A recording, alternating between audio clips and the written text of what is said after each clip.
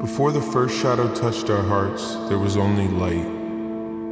I'm not just talking about the sunlight, though it filtered through the canopy like liquid gold, warm on my skin. I'm talking about life. The air itself tasted sweet, like honey and rain. Everything hummed. The garden wasn't just a place we lived, it breathed with us. There was no fear here. Fear hadn't even been invented yet.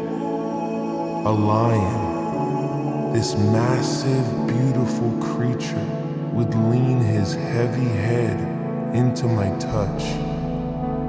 Everything was connected. Everything was exactly as it was meant to be. And Eve, when I look at her, I finally understand what God meant when he said, "Very good." And then there's him. It's the cool of the day. That's when he comes. You always know when he's near. The air, it changes. Expect it, like the atmosphere itself is leaning in to listen. We hear the sound first, not heavy footsteps, but a shifting of the atmosphere.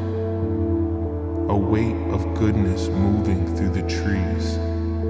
And we run toward the sound. His voice, it isn't just sound, it's the foundation of everything. When he speaks, it's warm, resonant, it vibrates in my chest.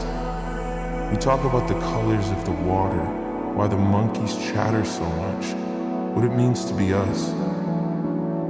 There's no gap between us, no hesitation, no hiding. It's complete. It's a feast, right? Everywhere you look, taste the explosion in your mouth. We're completely free. Except in the very center, the tree of knowledge, of good and evil. It's the only boundary line in the world without walls. God is very clear, don't touch it. The day you eat it, you die. Die? The word just hangs in the air. It means nothing to us. We trust him. Of course we do. But I find myself near it more often than I admit. It's stunning. The fruit looks different. Doesn't just look delicious, it looks wise. Eve. One day, I'm by the tree, and there's this voice, smooth, like polished stone. It belongs to the serpent, the most clever, the most beautiful of them all. He doesn't shout, he doesn't threaten, he just asks a question. Did God really say you can't eat from any tree? It's a simple question, but it shifts the entire world on its axis. Suddenly, the God who gave us everything sounds restrictive. The serpent tells me I won't die. It tells me my eyes will be opened, that I'll be like God. That's the lure. It's not rebellion, it's ascension. It's the promise of more. He makes it sound like God is holding out on us. The fruit is heavy in my hand. Its skin is smooth, cool to the touch. The tension is unbearable. I bite.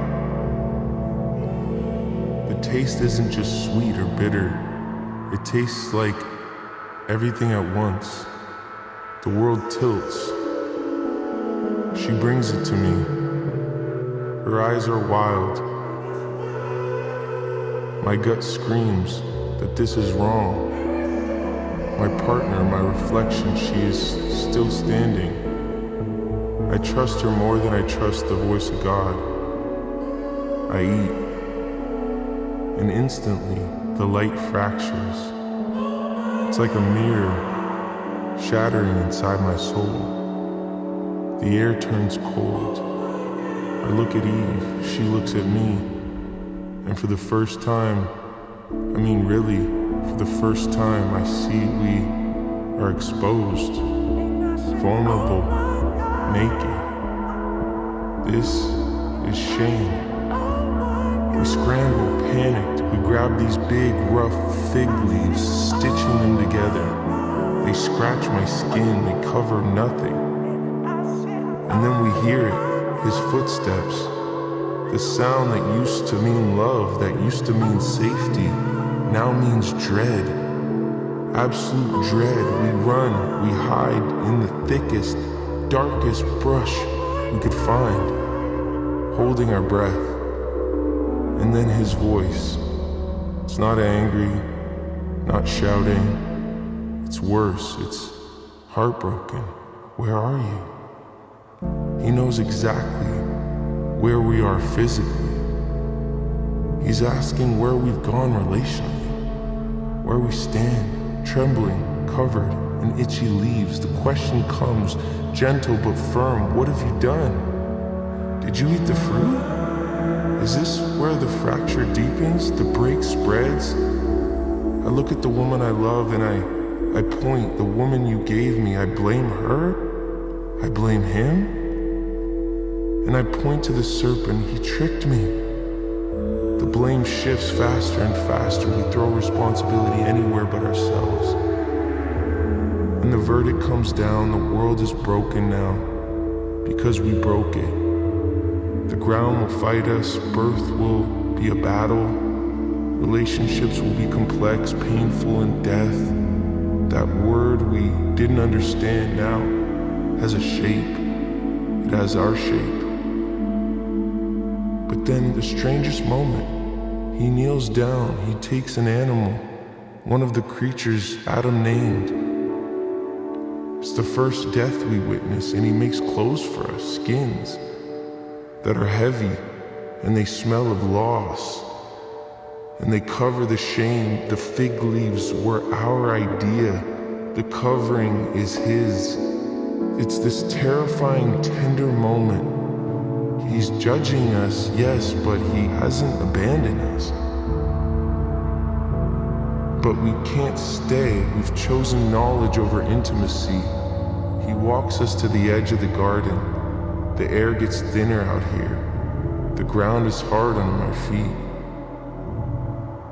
As we take that final step out of Eden, we look back and it's overwhelming. A celestial being, an angel blazing with light and fire, holding a sword that spines like a whirlwind. The gate slams shut with a sound that echoes across the universe. We're outside, it's cold. The sun is setting. We lost paradise. We lost the unbroken connection. We broke the world. And that's how the silence began, the separation. But as we walked away into the dust and the thorns we carried, a strange promise with us, a whisper from God about a coming savior, someone who would crush the serpent's head.